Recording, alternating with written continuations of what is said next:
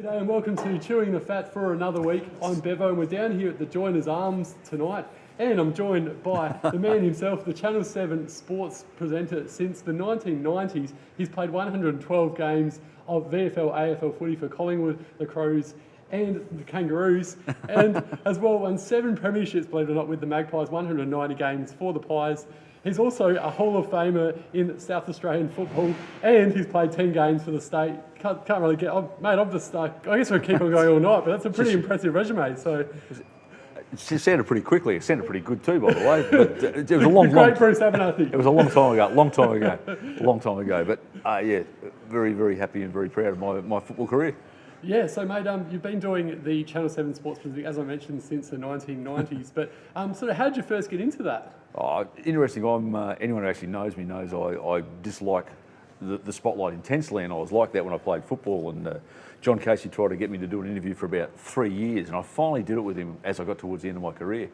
And then we played a grand final. I was interviewed after a grand final, and the news director, Terry Plain at Channel 7, saw the future, as it was in America, was the future for sports presenters was people who had played the game.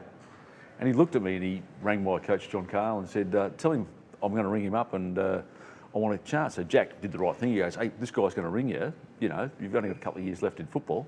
Have a chat to him. So he rang me. I told him to piss off. Jack said, did you talk to him? I said, I told him to piss off. He said, Jack, to his credit, Jack said, just go and have lunch with a bloke.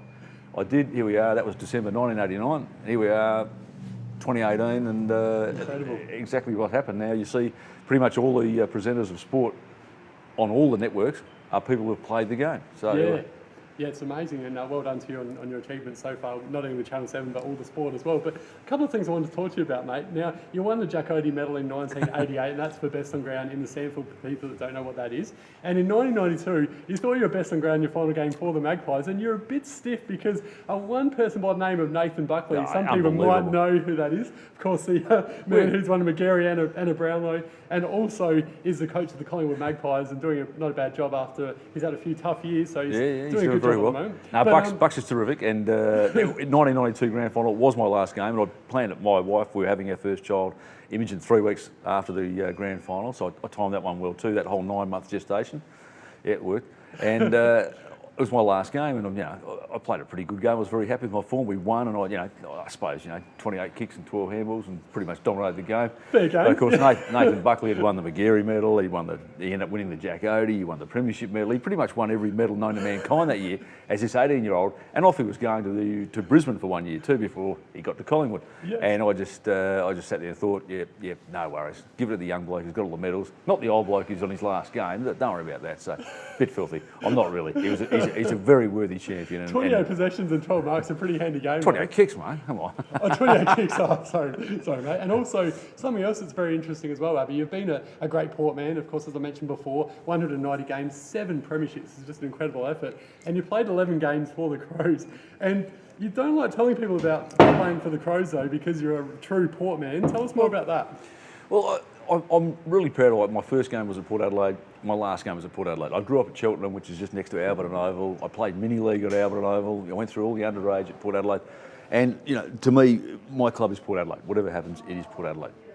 And it was a frustrating time because all I wanted to do was play in the best league there was, which is why I went to Melbourne. After I'd proved I could play 100 games in Melbourne, I just wanted to come home.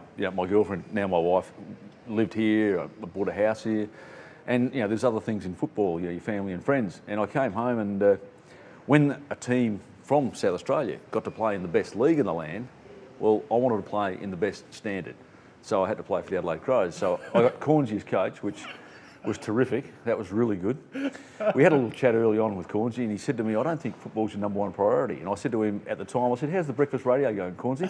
Because he was doing breakfast radio, and he was coach of the Adelaide Crows. And I was going, how's breakfast radio? You reckon football's not my #1 priority? But that's okay. Don't worry, Cornsey. No, I get on really well with Cornsey now. But yeah, 11 games, and I won 7 of them and lost 4. So I had the second best winning ratio behind Bruce Lindner, who only ever played the games at Footy Park. He never travelled. He didn't go to Moorabbin or back to Geelong. Oh. He just played the ones at Footy Park. A bit like the Richmond Footy Club these days, eh? He's all right. No. So yeah, 11 fabulous, 11 of the finest games you'll ever see too. Oh, there you go. And I've heard you don't mind the brandy, which you've got now, a brandy and Coke.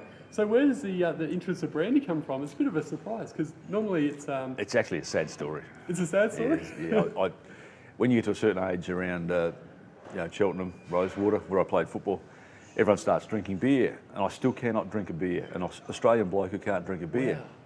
And I just hate the taste. And my mates try wine, and back in those days they were Coolabah Cask or Benin or something like that, and I'm going, I can't drink that either. So we went to the Rosewater Hotel. One of us was 18, just make sure that's in there. We bought 6 of the little bottles and 6 mixers, and we permutations and combinations. We finally got to brandy and Coke, and I don't even drink Coke by itself. And I've gone, I can drink that. Here we are. We'll do the numbers quickly. 36 years later. Your teammates must have given it to you though, drinking brandy instead of beer. No, the trick was it was always brandy and Coke in a schooner glass. Okay. So at the footy club, you go upstairs and everyone will think you're drinking Coke. But the bar staff always knew it was brandy and Coke in a schooner glass. So anyone saw you, they'd go, oh, he's drinking Coke.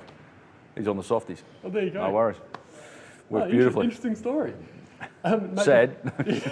Clearly I've got a problem. No, I like it. Something different. Before we talk about this round of AFL and SANFL, which is huge, of course, what about John Millman the other day? We should talk about that. Beating Roger Federer, that's got to be one of the biggest upsets in US Open history, doesn't it? I was actually having lunch with 3 or 4 of my mates, and it was on the TV, and we actually ended up, everyone who was in the where we were eating in the dining room in this pub was over there watching it, and was just going, this is fantastic. And it's one of those great Australian stories of, the underdog who comes up and beats the guy we acknowledge as the best, the greatest of all time. And for me, my favourite thing was his reaction after was humility. He was humble. It took me back to Pat Rafter. He'd win majors and he was humble about it. And you want to get how he acted and how Pat Rafter used to act, and just show a couple of these young blokes with undoubted talent who are complete idiots who haven't done anything. This is how you act. It's called humility. It's called respect. And the Australian public jumps behind you instead of jumps on you. And that was the best thing I liked about Millman. And I'll never forget Pat Rafter's dad. He was interviewed after Pat Rafter had won the US Open. And Pat was one of the, I'm guessing, 7 or 8 kids, a lot of kids. And the interviewer grabbed Pat's dad and said, Pat, Mr. Rafter, you must be really proud of Pat. And he said, I'm really proud of all of my children. And I thought, that's why Pat's a great bloke. Because his dad's such a good bloke. His dad gets it, he understands it. This is just a trophy. This isn't you as a person. It's a trophy. Well done. And that probably explains why Kyrgios and Tomic have sort of gone off the rails a bit, doesn't it? Because they've got so much talent, but they just don't have that sort of family support. And as you get older and you can't do the things you used to do, that's the frustration of seeing young people with talent wasting it. And I'm sure there's some old guys saw me sometimes the way I acted and the way I went about my football and were frustrated about me too. But I'm proud of when it mattered, I delivered, and that's probably the thing I enjoyed having a reputation for in the big games. Yeah, congratulations on your career. It's certainly one to be very proud of, that's for sure. No. Now, speaking of AFL and SANFL, which is certainly something you're a big part of, Bruce, it's a huge round of footy. This hill kicks off tomorrow night, which is Thursday night, a blockbuster between the Tigers and the Hawks. This was sold out a week ago. MCG, it's 100,000 people, sold out a week ago. Incredible, isn't it? I've got to say now, I'm allowed to bet on football. I've actually had back to Hawthorn at $3.29. I reckon they're good Gamble value. responsibly, yep. Gamble responsibly. How do they get away with that in the front bar? This really is a front bar. It is. No, my youngest daughter, Bree, lives with Ryan Burton. So now our family follows Hawthorn after Port Adelaide. Yes. So as long as they're together, we'll follow Hawthorn. If they're not, they're sacked.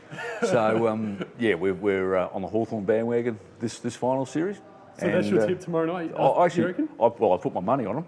Yeah. I think they are one of 2 teams that can beat Richmond on the day. Yeah. And the other one's Collingwood. And I think the players they've got back, we saw the selections tonight, their names, and I think they shouldn't be favourite, Hawthorn, but I think they're a chance. And Clarkson, he can coach. Yeah, you never know with Clark and what he's able to do and stuff. And the team he's got, he obviously hasn't got the same team from that triple premiership team back in the day, but he's still got a lot of quality players in that side. And it's just his ability to get them up and about every week. It's just interesting what he's doing when you talk to a player in there and find out what he's doing. And you look at the players he's got. He's trying to get an entire team of 6'2" to 6'5" who can play anywhere athletes, who are highly skilled with hand and foot.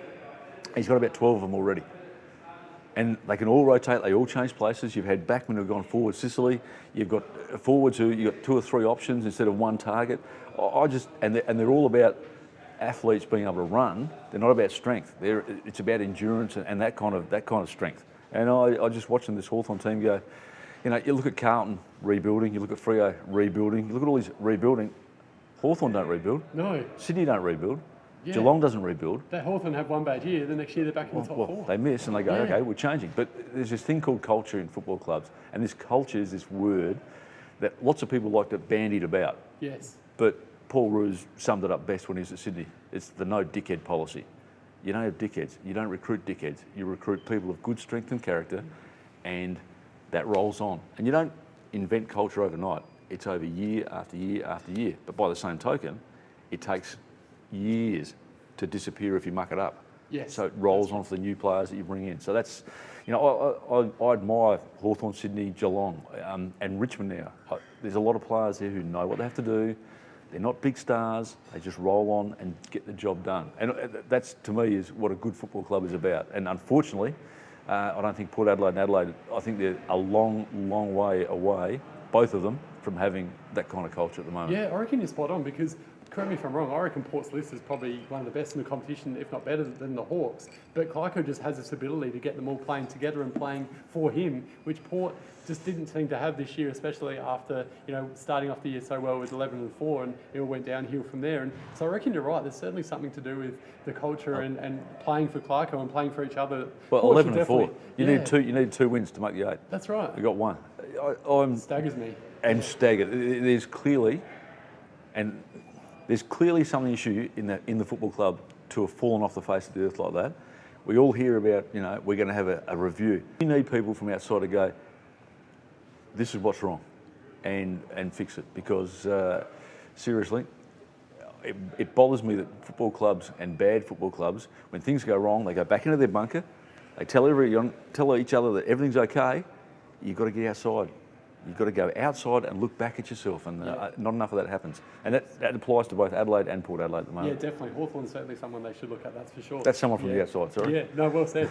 Big game on Friday night, Bruce. It's Melbourne versus the Cats. Oh, sorry, Richmond's my tip for that one anyway, in a close one against the Hawks, but it could go either way. But it's easy, yeah. just keep picking the favourites.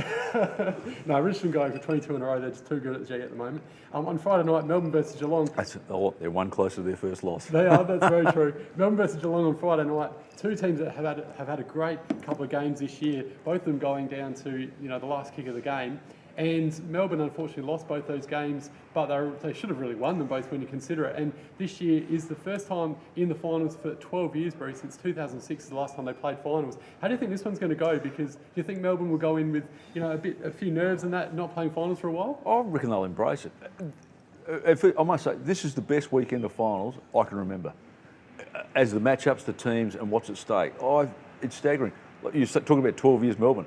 Hawthorn and Richmond have never played a final. That's amazing. Never. Yeah. So Melbourne and Geelong on the Friday night. Melbourne responded in the best possible way when the hammer came down about 2 or 3 rounds before the end of the season. They stood up. They delivered. Viney comes back. He is a big part of the culture once again. He's a big part of what happens on the field. I love the fairy tale. I'll go with Melbourne.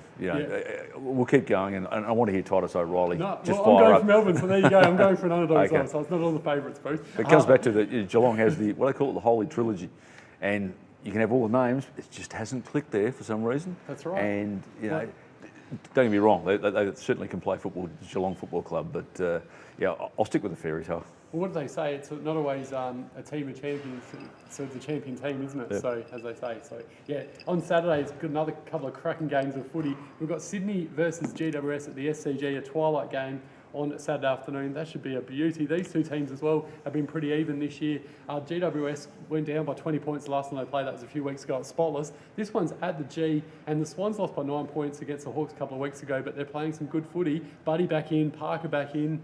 Oh, what do you think, Bruce? It's a tough one. The Giants are this enigma of a super talented list who can't get on the park all at once. We all know what they could possibly do, but they haven't done it. Even to the extent of their list management, they had planned to have won a grand final by now because they're going to be $2 million over the salary cap next year. They're going to have to shed players just to stay under. They've certainly done a far better job of expansion team than the Gold Coast. That's for sure. But I'm just going to come back. Just show me Buddy Franklin on the big stage in finals, and I'm going. Yeah, I just want to see him. He's one of the players you go to the football to watch. You watch the TV just in case he does something. And I got a lot of respect for Sydney. You know, the culture that Paul Roos set up there and maintain. You know, when was the last coach who succession planned and happily walked away? Yes. Never happens. Trust me, except Paul Roos did it. And so, like you said before, when's the last time Sydney have been rebuilding? I couldn't even tell you. They've well, been playing, they just roll through. Just ridiculous. I think it's 15 finals over the last 16 years, I've heard. If the Giants could get all the best players in the park, I would probably pick them, but they can't get them on there. It frustrates me a little bit watching some of the younger players, undoubted talents. Toby Green is an undoubted talent, but mate, do something before you get the strut. That's all. You know, there's a couple of players, young players there. You haven't done anything yet, boys, but you got the strut going. You get the strut going when you've won 3 flags like Hawthorn. Yes, I agree with you. Almost like a Kyrgios type, isn't he, in a way? So, yeah, well said. I think Sydney for me as well, and that's going to be a cracking game again. It could go either way. And speaking of cracking games, this one's another beauty to finish the finals off. It's on Saturday evening. That's 7:40 Adelaide time, which is 5 o'clock over there in Western Australia. It's the Eagles and the Pies. Eagles will have Kennedy back in. The Pies, a couple of ins as well, potentially Jeremy Howe. We haven't got the squads yet. And Treloar possibly as well. So the Pies will be playing for Travis Varco's sister, who sadly passed away last week, Maggie Varco. Thoughts go out to Trav and his family, of course, and friends. Collingwood obviously will be playing for Trav.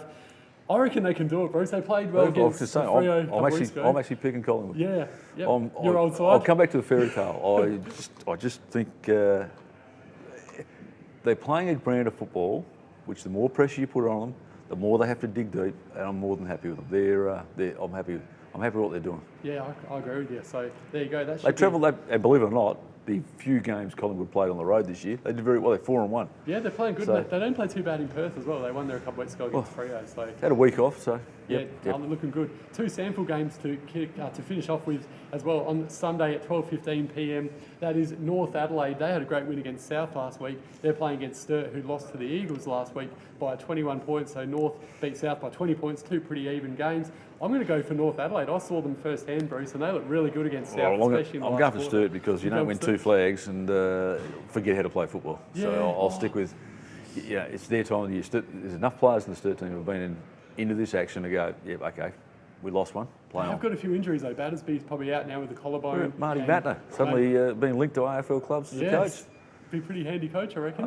Well, Port Adelaide, and the Gold Coast. I'd take him at Port for sure. Would you? Do you want to work on your suntan? Go to the Gold Coast. You won't win many games, but that's all right. So. Yeah, I think he'd rather stay in Adelaide, to be honest. And the other game is the Eagles up against Nord. The Eagles, as I mentioned before, beat Sturt by 21 points last week, and they're playing some good footy. Nord had won 13 in a row and lost to South Adelaide last game of the year by 26 points, but they're still playing really, really good footy. They've got stars across all lines. Mitch Grigg, last year's Magarey medalist, could win it again, which is tonight. So I'm tipping he actually wins Magarey, so it could be 2 years in a row for him. But I like your stat on they played 13 games in a row and lost. Port Adelaide, we did that once under Jack Carr. We were flying and we lost the last minor round game and Jack tore strips off us. Oh. And then I saw him after, he's just going, I'm so glad we lost that game, just so I could rip into him before the finals. So I ignored I'm suggesting the loss couldn't have happened at a better time. Yeah. They come up and gone, oh, okay. I saw James Fantasia after that game against South, and I said the same thing. I said, as much as you don't want to lose, there's probably a loss you'd rather have now rather than the finals. So, yeah, I think Nord will beat the Eagles, but wouldn't be surprised if the Eagles knocked them off because the Eagles are playing good footy. But, Nord... There you go.